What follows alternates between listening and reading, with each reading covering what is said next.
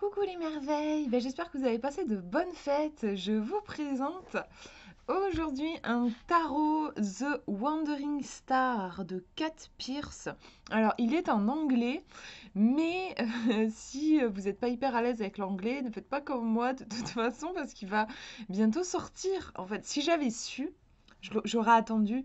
En fait, au moment où je l'ai acheté, où je l'ai commandé, j'ai vu qu'il était prévu pour février. En plus, c'est dans pas si longtemps que ça, c'est le 16 février. Je crois qu'il est prévu. Bon, après, des fois, les dates, elles sont un petit peu reculées, mais normalement, c'est prévu pour le mois de février, où il va être adapté en français. Bon, je vous montre quand même cette version en anglais. Mais en plus, je pense que vous pouvez déjà le précommander. Je me dis, s'il vous plaît, là, et que vous avez envie de le précommander pour quand il sortira en français, je pense que c'est possible. Donc ouais, The Wandering Star, vous allez voir que c'est un jeu qui est très intuitif et c'est pour ça que je l'adore. Alors je vais vous montrer. Hop, donc c'est une grosse boîte, elle est bien épaisse, bien large. Alors, je vous montre l'intérieur de la boîte. Il y a écrit un truc, il y a un univers à l'intérieur de vous. C'est écrit à l'intérieur du cercle là. C'est réécrit ici aussi. Bon, voilà, c'est pas très... voilà, là on le voit mieux. Donc, je vais vous montrer le livret, comment il est fait. Alors, on vous dit que vous pouvez tirer une carte par jour. Vous pouvez aussi faire un tirage à 3 cartes, passé, présent, futur. Mais on vous dit aussi que vous pouvez faire esprit, corps. En fait, je sais pas, la différence entre mind et spirit, en fait, moi je traduis les deux par esprit. Donc je sais pas trop. L'état physique, l'état émotionnel et l'état spirituel. Ah, du coup, c'est peut-être ça, c'est peut-être l'esprit, le corps et la spiritualité, je sais pas. Et ici, vous, par exemple, votre passé, votre potentiel. Enfin bref, on vous explique que les 3 cartes, vous pouvez les décliner comme vous voulez. Après, vous avez un tirage à 7 cartes, je crois, ouais, c'est ça, qui là a été créé pour le jeu, hein. C'est un tirage inédit. Ensuite, on a la croix celtique, donc là, tirage bien connu. Et on vous parle aussi des cartes renversées. Alors, on nous dit que ce n'est pas un jeu qui a été créé pour lire les cartes renversées. Après, si vous avez envie de travailler à la limite avec, mais parce que quand même, là, c'est le dos.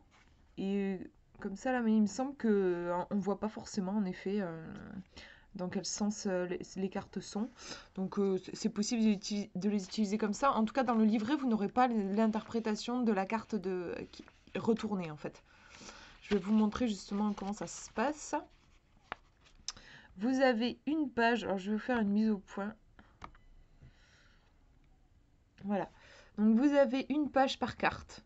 Donc là, ici, par exemple, le fou, vous avez les mots-clés. Et hop, une page avec toujours, ça j'aime bien moi, vous avez une citation bien sûr en lien avec la carte. Au niveau des textes, on est sur un jeu, un tarot qui est vraiment orienté, je trouve, guidance, plus que divinatoire. Pour moi, c'est un vrai plus, j'aime beaucoup, parce que du coup, les cartes, entre guillemets, négatives, douloureuses, elles sont toujours tournées, au niveau de l'explication, elles sont toujours tournées vers le mieux. On vous donne des conseils, en fait, voilà. C'est un livret qui vous donne des conseils, et moi j'adore les jeux qui fonctionnent comme ça. C'est pour ça que c'est un vrai coup de cœur pour moi. Je pense que j'achèterai quand quand il sortira en français. Après, l'anglais est pas très compliqué, hein. Mais bon, je trouve que c'est comme il sort dans pas longtemps. Moi, personnellement, si j'avais su, je pense que j'aurais attendu. Donc voilà, je vous montre aussi pour les arcanes mineures. Vous voyez qu'il y a quand même aussi beaucoup de textes pour les arcanes mineures. Donc voilà pour le livret. Je crois que je vous ai fait le tour. On va regarder les cartes maintenant. Alors, le dos, du coup, je voulais montrer. On a des tranches qui sont neutres, on a les bords ronds. Je vous mettrai la dimension des cartes dans la description, mais moi j'aime bien, elles se prennent facilement en main. Alors au niveau comment dire, des cartes en elles-mêmes, elles sont mates, elles ne sont pas glossy et pour moi enfin j'aime moins quand c'est comme ça parce que je sais pas si vous allez entendre, ça fait un petit bruit. Moi, j'aime pas en fait, ça me dérange. Ça me dérange ce son et elles s'accrochent un petit peu entre elles. Alors, c'est pas qu'elles s'abîment, c'est pas ça. Mais pour les étendre, elles s'étendent pas facilement. Elles ne glissent pas très bien. Voilà. Alors, je sais pas comment sera la version en français, mais pour moi, c'est pas les qualités de cartes que je préfère en fait. Moi, personnellement, j'aime bien quand c'est très important pour moi, les cartes glissent bien. Bon, alors, je vous montre les illustrations. On a beaucoup de couleurs. Si, comme moi, vous aimez les couleurs, je pense que c'est un jeu qui pourrait vous plaire.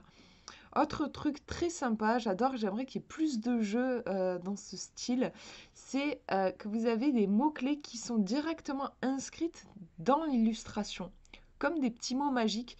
Et il faut s'amuser à chercher dans la carte, c'est pas toujours au même endroit. Et ça, j'adore. Vous voyez, là, c'est en auréole. C'est très sympa parce que ça permet, si on ne connaît pas par cœur la signification des cartes dans le tarot, et qu'on n'a pas non plus le temps d'aller se référer au livret, en fait, ça permet tout de suite de comprendre l'énergie de la carte. Ici, on nous parle voilà, de malhonnêteté, de voleur. Ah oui, ben oui, on voit une pie, ok, d'accord. Donc là, on est en train de me parler de trahison, il faut que je fasse attention. On comprend tout de suite en fait de quoi il s'agit. Donc c'est pour ça que c'est un jeu aussi que je trouve qui est assez intuitif. Entre l'illustration et les mots-clés présents sur la carte, on n'a pas besoin en fait du livret. On comprend tout de suite. Vous voyez, ici c'est sur les côtés. Alors des fois les mots sont répétés, ici ils sont répétés. Et vraiment j'aime beaucoup, je trouve même que ça ajoute à l'esthétique de la carte. Alors je sais pas comment ils vont faire quand ils vont le traduire en français le jeu. Parce que pour moi, ça fait vraiment partie de l'illustration. On dirait que ça a été écrit à la main, en fait. Moi, j'ai l'impression que c'est l'artiste, quand la personne a dessiné la carte, bah, elle a écrit ces mots directement. Du coup, je me dis comment est-ce qu'ils vont reprendre les illustrations oui, en écrivant le mot en français? Est-ce que c'est possible? Est-ce qu'ils vont garder les mots en anglais? Est-ce qu'ils vont les enlever? Ça, ce serait vraiment dommage. En fait, je sais pas. Euh, du coup, on découvrira ça quand il sortira.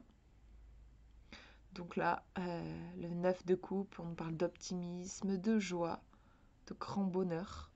Du coup, c'est un jeu, je trouve, qui est chouette pour les débutants, en fait. Le fait d'avoir les mots-clés directement inscrits sur les cartes, qui viennent du coup aussi répondre avec l'illustration, c'est génial, je trouve, pour apprendre le tarot.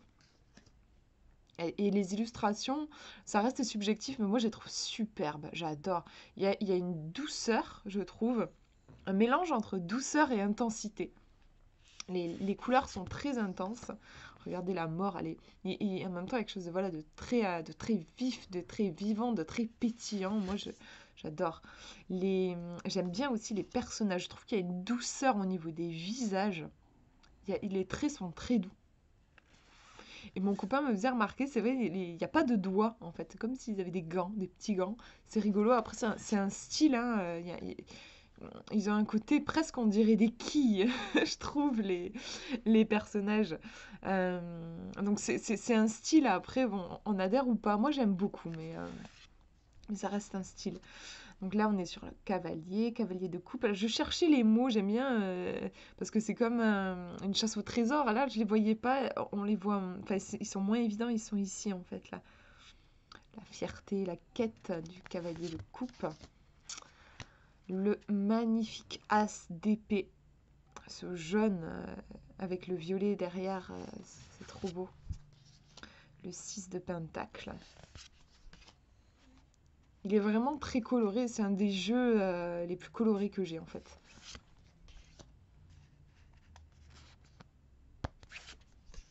Trop joli.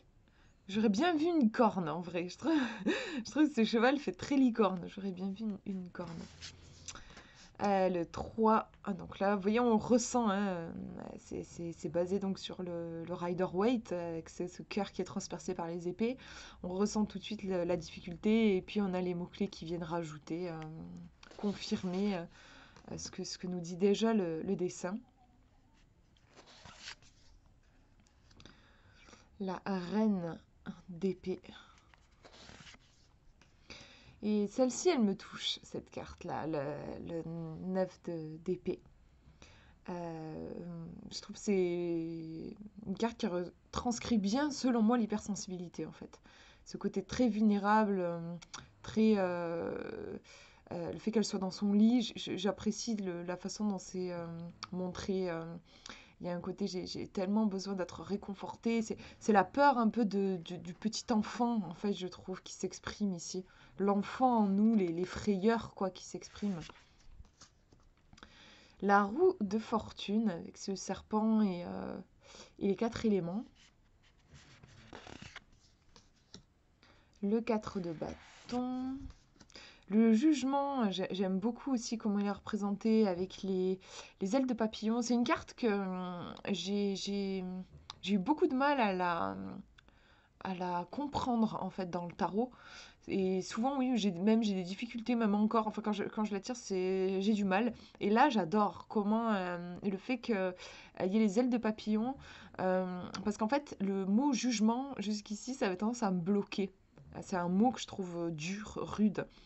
Alors que la carte du jugement, en fait, elle nous parle du jugement dernier. Et du coup, c'est une carte aussi qui évoque la vie après la mort. Donc en fait, il y a une idée de renaissance.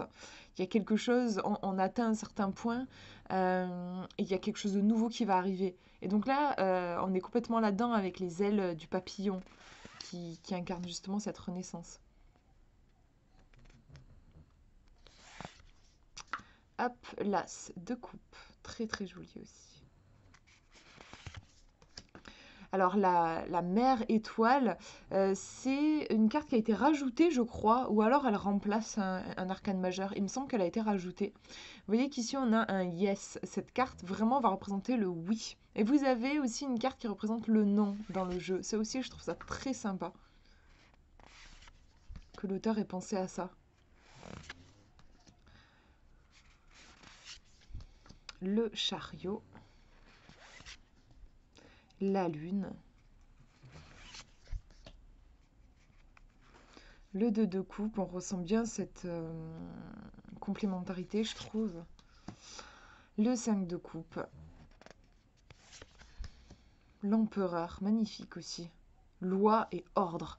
Paf, 2 mots, tout est dit. J'aime bien. Je vois, c'est le seul. Pour les autres, vous avez en général 3 mots-clés. Celui-ci, en 2 mots-clés, les choses sont posées.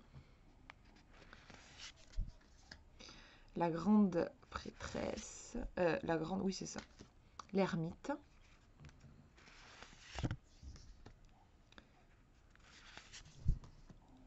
Le pendu. Avec les mots-clés ici.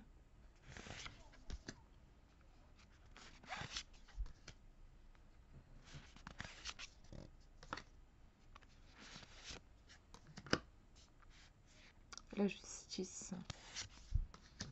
Le page de coupe.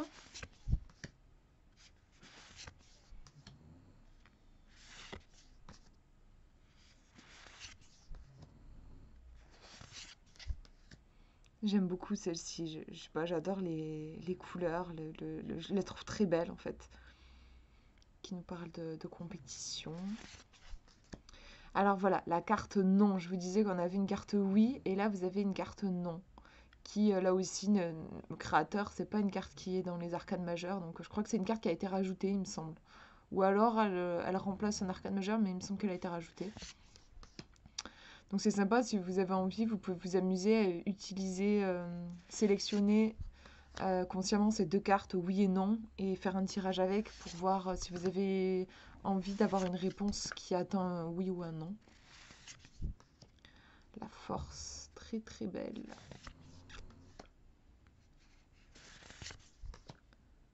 Le hiérophante.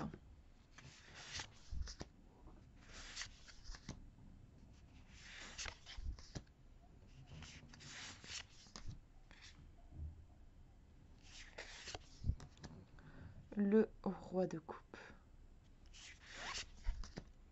Le roi de pentacle, très solaire. Elle a de très beaux yeux, j'adore. Le 4 de coupe.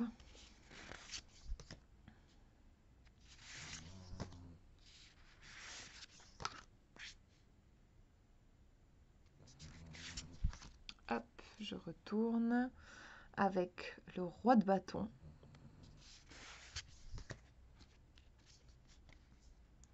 Le page de pentacle. Le 3 de pentacle. Il a l'air tellement sympa ce 3 de pentacle, je trouve. J'aime bien. Ah, trop beau, j'adore. Magnifique, le 8 de coupe. Trop beau. Oh, je l'avais pas vu cette carte. En fait, je l'ai pas encore tirée, donc je la découvre avec vous. L'impératrice. Le diable. J'aime bien. C'est rare que ce soit représenté par une femme. Femme masquée, la rose. Le serpent. Ici, on a l'as de bâton. Page de bâton. Et dernière carte, le 6 d'épée. Où on voit bien ici qu'on est en mouvement. Elles sont trop belles ces cartes. Vraiment, j'adore.